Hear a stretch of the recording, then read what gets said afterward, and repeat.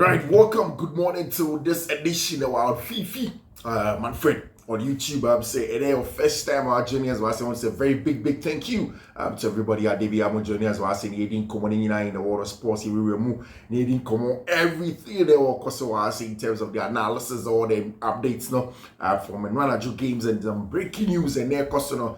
Yeah, the Bema was on Fiifi-Manfred on YouTube and you can catch us. Someone subscribe to the channel now. I'll do well. And subscribe to the channel. It's very important because I know in the pushing a boy, I mean to me some of the best production for you. Need to be more the best in terms of analysis, and then of course it keeps us going in terms of giving you the best every day consistently. You know, and the main done so because we give you the best consistently since we started. They are the consistent ones now. The bro was on Fiifi-Manfred on YouTube. So just make sure so maybe I come my or now. And yeah, some games went on, but the breaking news and it's Chelsea are getting closer and are finishing up a deal for a new director of football, and then we'll talk about the details and get into everything because in that direction. It's of course once it's our story that you stick and stay, sending me a bit to me media more as on Fiifi-Manfred on YouTube. And now all of the games that went on in the English Premier League match 26 now. Finally, it came on, and all of them, of course, Madrid and Soko game. In San Sebastian against Team Real Sociedad. These are games in your own come up. Of course, Real Madrid and went away to San Sebastian and played a very important game. Of course, that was Spanish Copa del Rey, the semi-final Marifi. So 2 days ago, it was FC Barcelona and then both it's an FA train Team Real Madrid. It's in 2 legs. So after say Barcelona born leg, every year, then it means that Madrid so have to go and then go and play against San Sebastian, and whoever wins goes into the final. Barcelona, ended in a 4-4 draw. 4-4 draw for Team Friend FC Barcelona. Any Team Friend Atletico, the Madrid are very important one. The biggest omission was the fact that that game where Abrante Feni kill and loot on Mbappe. Movie because essentially reported by and say okay some tooth repair surgery be a cause so Madrid one and what happened was that after that I feel a little bit under the weather into it me I'm boss matching. So the other Madrid players, Vinicius Junior, Jude Bellingham, Rodrigo Gosh, Arda Gole, Antonio Rudiger were all in there. The Madrid were able to win the game by a goal to 0 and some very good stuff over there for Abrantia, Fredo, Vinicius Junior. After the game, Vinicius Junior did say some things. I say it's an unexplainable feeling to be captain of Real Madrid, the best club in the world. Of course, it was the very first time Abrantia and Vinicius Junior shared the captain's armband for Real Madrid. Were able to win by 1 goal to 0. Of course, I mean the last time I was saying, time really does fly. We should be a Vinicius Junior free by when he came to Madrid. The fact that the names that were there, Modric, Benzema, all of these guys were big names to the extent that one of Vinicius and Nonya more. In fact, there's a point where Vinicius and the performances were not good enough when he was playing. Madrid had to keep faith in him, and that's essentially how you build teams. And then to get to the point where Abrante for Vinicius Junior can go into a game and play as the captain of Real Madrid, I think it's a huge tax. That he had a huge milestone for the young Brazilian over there. And of course, Madrid for have a huge talent on their hands over there. I'll say it's something very special to wear the captain's armband of Real Madrid for the very first time at age 24. And that's exactly what I'm talking about. I told you 24. So to Michel Madrid captain's armband, yeah. Then seriously, you're a very important player. Almost say Vinicius Junior went on, I went to play 500 to 300 games with this club. I love the club so much. And that's exactly what he said. And after the game, Vinicius Junior said, living unforgettable moments with my dream club. And of course, Antonio Rudiger, Mone, the other players went back to it and went to comment over there. So it was a good game for Real Madrid, especially for Hendrik Ramirez or Nunya.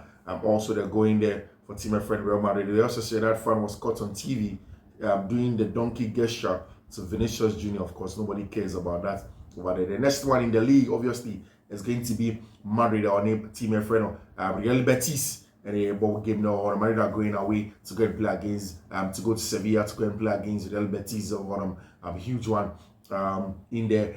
Betis versus Real Madrid, good contender. But the bad news was the fact that Brentford friend Dani Ceballos will be out for 3 to 4 weeks with an injury in the game on Team Friend Real Sociedad. But it was a good goal over there for Team Friend Real Madrid and an important win for themselves Madrid will take everything. Lulin was imposed, of course, the goal scored by Endrick Ramirez. Ceballos left the pitch in tears over there. And of course, you give a lot of credit to Abrantia friend Endrick Ramirez and the management from Abrantia, your friend Carlo Ancelotti. So that's exactly what happened in the game snack also. Our English Premier League game last night really did shape up the table at the top half. In terms of winning of the league, I think that it's already gone. Liverpool obviously look like a team that are going to win the league this season. And now, I'm with me BMO 13 points. It was already 11 points before an Arsenal game against Nottingham Forest. When Liverpool played over the weekend against Manchester City, almost share Liverpool. Arsenal drop a point against team of your friend West Ham United in that huge London derby.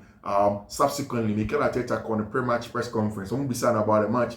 What Mikel Arteta said was clear. According to him, there was no way he was going to give up on the league, to team up your friend in Liverpool, that his team was going to fight to the end. And that's exactly what they sought out to do. But again, another blip in that story of Arsenal fighting to go and get the English Premier League. It looks like he said Mikel Arteta and Marantino have consistently been nearly made in English Premier League several times under Josep Guardiola, this time under Abrantia friend Arne Slot, and then of course it looks as Arsenal for is going to be a little bit difficult for them to go on and then go and win the English Premier League tournament. And now, after the game, there was an interview for Nottingham Forest coach. Arsenal went away to the City ground to go and play 0-0. One more try. Got some chance, of course. There was no striker up in the box. Ethan Waneri, Sterling at some point in time. My Brentford friend Mikel Merino. Of course, the closest any of those teams came was a Brentford friend Ricardo Calafiori. Out 10 in the box now. I've got a good chance, but it hits the upright of Marcel Sporo. So Arsenal pushed, they couldn't get that goal, managed the game, tried to use set pieces, all of them. It didn't work for Arsenal. We had the City ground game now, and it's 0-0 for Mikel Arteta. And then in Arteta looked very distraught after the game. Nuno Espirito Santo. So we didn't revert to our back five formation because Arsenal don't have a striker. They don't have somebody. Essentially, Nuno Espirito can say, now Arsenal in Ubia about occupying the centre backs or box team. So if you don't have a striker there, why will you play a black five? Yeah, be more front footed. Me, I try to be pushy game now. And I've said several times, when you go away to the City ground, guys, we say Morgan Yates more, many Morgan Gibbs White, the number 10s now. Anytime they go long to a centre forward now, they pick up the second boss almost every time, and they are very, very physical. Literally, very, very difficult for you to play against team your friend Nottingham Forest or English Premier League game, and that's exactly what happened yesterday, and it was a good one for team your friend Nottingham Forest, who got the draw and to keep themselves over there. Whilst Arsenal dropped points, the Liverpool FA against team your friend Newcastle United up by 2 goals. First from Domenico Szoboszlai, and then next one from Alexis McAllister, making it 2-0 unanswered. Now, I was telling Richardo, Sewoko Anfield, at Anfield, there is nothing like Okako upset or whatever. You don't do that at Anfield. When you go to Anfield, Liverpool for a foothold of that ground, they know exactly how to play there. And it's more direct, more pragmatic, more right down into the channels, and then they get a job done. That's what Liverpool for Majuma when you go away to go and play at Anfield. And when team my friend in Newcastle, Eddie Howe, and then the United drew one of them. It was a solid performance from Alexis McAllister in the box for that second goal, for the ball retention and then the ball manipulation, and then ball striking out goal was a very good one. Of course, Domenico Szoboszlai, really excellent style of play for Liverpool, and that's exactly why Liverpool for now where they are. Liverpool have opened it up with 13 good points. 13 good points in English Premier League game, whilst Mikel Arteta and Marantino are falling off over there. For me, it looks as if Liverpool have already finished the conversation when it comes to English Premier League this season. I think that Liverpool have gotten the job done over there for Tima, your friend on Liverpool. I think that they've gotten the job done. Of course, Man City went away to the Tottenham Hotspur Stadium and then went in there to try and force the issue against Tottenham Hotspur. Man City have been struggling to play against Tottenham Hotspur for a very, very long time this season. Now, for a chase in the top 4, they needed to go and get a win over there because before said on Bono, not Chelsea are actually team your friend in Southampton at the top of that competition in terms of being the top 4. Now it's a struggle for the top 4. Villa lose here, Bournemouth lose here. Chelsea know that they can go in and get something from the top 4 and qualify and go and play the Champions League. That's essentially what is at stake for all of the rest of the teams as it stands now. And that's more reason why Chelsea would have to go in and then go and get a job done. So Chelsea needed to go and do that job over there. What happened? And he said Man City needed to replicate that conversation, needed to replicate that win. Almost away to Tottenham Hotspur Stadium, managed by Ange Postecoglou. Liverpool, Man City for now have been struggling after a loss to Liverpool, a loss to Real Madrid. They go back to winning was by a solitary goal via Brantia, your friend Ellen, Braut Haaland, and of course Liverpool for no, Man City for no, it's Michel Sago, no, and then they stack up top over there for Tima, your friend Man City. So now, what it means now in the conversation of the top four and then Champions League places now, really, really interesting. The likes of Chelsea, Man City, Nottingham Forest, all of these guys now are in there. Nottingham Forest are dropping points. It's good for the rest of the team, so it means that they are 2 points off. Chelsea are 2 points off them.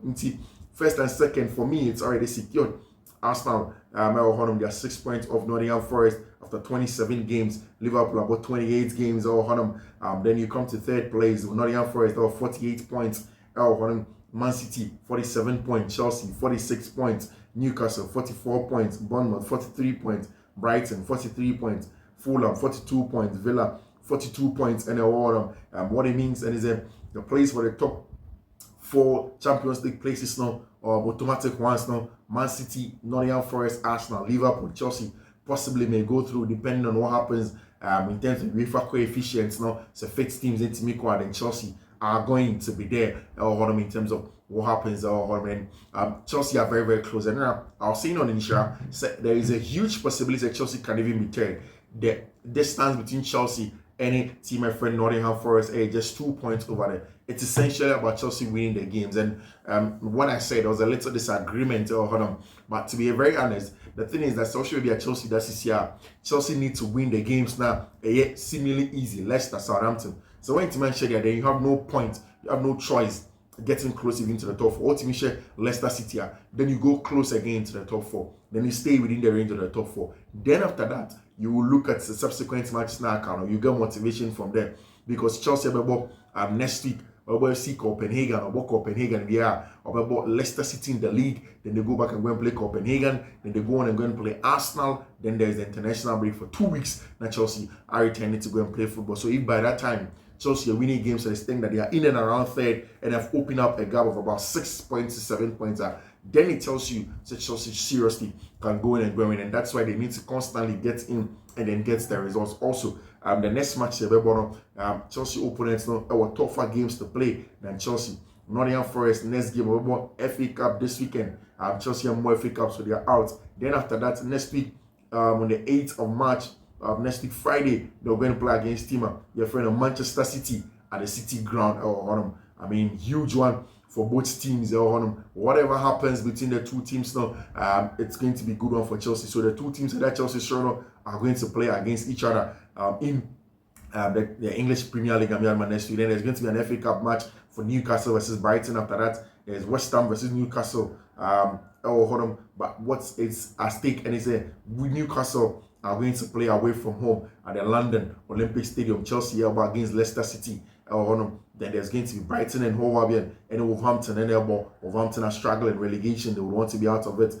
Brighton and Hove Albion also Bournemouth against your friend Fulham. When it comes to Fulham, have been a thorn in the flesh for almost all of these things. So it's clear that Chelsea would have to find ways to get consistent wins in the English Premier League to get a place in the top 4 of the competition as it stands now. Over the Arsenal have a Champions League date on the 4th of March. What is next week against PSV and Eindhoven. And after that, there is another one. This is Manchester United. Our league name away at the Trafford. So it's all open for Chelsea to get consistency. And then the news that is coming all across Europe and of course in London. And it's this summer, it's a big summer for Chelsea. The kind of players on person motor, the kind of deals on person how they want to build a team and get it competing. Possibly if they qualify for the Champions League, it's important. In fact, in the last few months, years, the last few years, what has happened at Paris Saint-Germain, they said they have moved away, like I said, consistently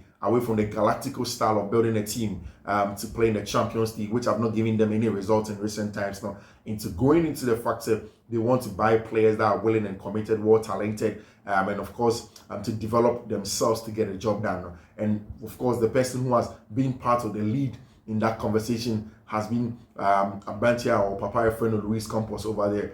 Campos has been very important. In fact, Campos started his job as a coach and then only Jose Mourinho Nam from the days at Real Madrid, of course, being a technical advisor to him, director of football to an extent, helping him in terms of player purchases, of course, as Portuguese now, very well connected man.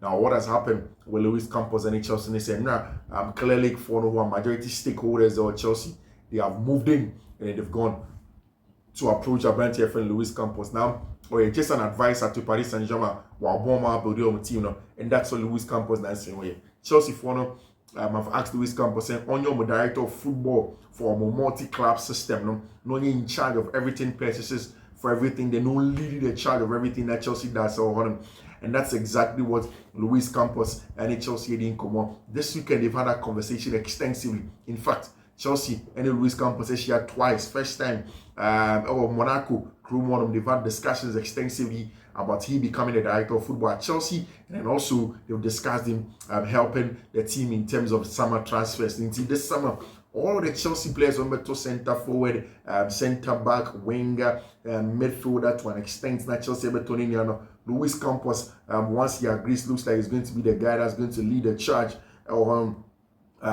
And how things are going to go on with him, and with how things are being said over there. I'm saying Luis Campos is interested in this role of being the director, head of football, or chief executive of football in a multi-club ownership group such as Blueco, FSG, and then Red Bull. Chelsea's majority owner, Clearly Capital, have understood to have held 2 meetings with Luis Campos to discuss becoming the head of football at Blueco across its own multi-club portfolio, which is due to expand beyond Strasbourg and God willing next year. And that's exactly what Chelsea are trying to do. And Luis Campos is the man that has the clout, that has the experience, and like I've said several times now, said ultimately this our Blueco charge, to be the multi-club person. And essentially it starts in the summer when Chelsea are doing their purchases for the players now about this summer for possibly to play in the Champions League. But no share any team Luis Campos about Paris Saint-Germain for now. Fiifi-Manfred, why Emery was given a long-term contract as an academy boy for the team, constant player João Neves, Fabian Rui, and consistently decided at the time when Paris Saint-Germain wanted to go and blow cash on certain wingers. Luis Campos and Momoto are Brent friend desired do it, and it must be important. They've brought back Ousmane Dembele, who is scoring. Of course, Gonçalo Ramos, our team in him. They've brought in Vicha Kvaratskhelia to do that deal for team and friend Paris Saint-Germain and Luis Enrique. And at the back, they went to buy Pacho where nobody knew. He scouted him quietly, brought in next to a Brent friend Marquinhos. So really important for Luis Campos deal not to go through at Chelsea, because who did a key to a lot of deals that are done in Europe. They're very, very experienced in everything that's going on. And Chelsea really wants Luis Campos. They want him. They are pushing very hard to get Luis Campos as the lead director of football at Chelsea Football Club. It's Luis Campos' ability to both identify talent early on. The fact that his days as a scout for Jose Mourinho, really important in finding some young gems quietly in and around Spain and the whole of Europe. And the fact that over there, very early often before analytics show that these guys are players that majority of the clubs will be chasing, and then building an environment around them where they can succeed. And that's exactly what Chelsea wants. The director of football really need a charge for all of that. Identify the players now. The fact that these days, yesterday is going to be always data and analytics, combination with the eye test now. But the best of the scouts, the best of the analysts now are able to see with their eyes first, even before the data are able to find in the algorithm.